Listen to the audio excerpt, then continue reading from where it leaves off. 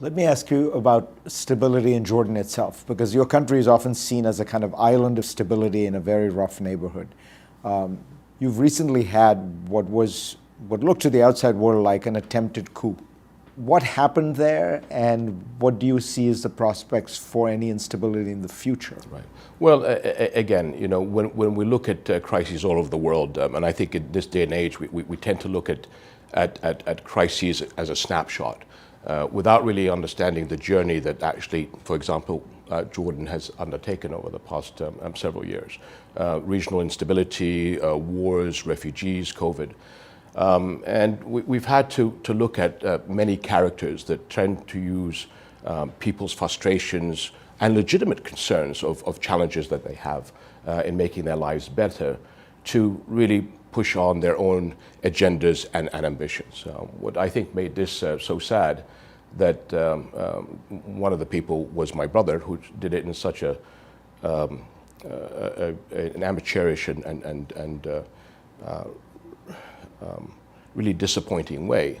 From our point, the intelligence services, as they always do, gather information, and it got to a point where they had legitimate concerns that certain individuals were trying to push my brother's ambitions for their own agendas, and decided, quite rightly, to nip it in the bud, and quietly. If it hadn't been for the irresponsible manner of secretly taping conversations with officials from Jordan or leaking videos, you and I wouldn't be having this conversation. And I believe that, you know, I'm really proud when members of our family are successful, when they can reach out to society. Now, in this particular case, if somebody has certain ambitions, I can only do so much for them. But I believe from a human point of view, it comes down to sincerity at the end of the day. It's very easy to use people's grievances for personal agendas. But are you sincere in what you're trying to do for your people? And at the end of the day, we all have a responsibility to be able to come up with solutions for the people. And this is not just Jordan-centric. Many royal families around the world have these challenges.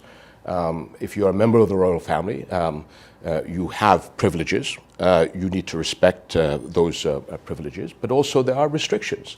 The politics at the end of the day is the purview of the monarch. And so it's just unfortunate, unnecessary, and just created problems that we could have avoided.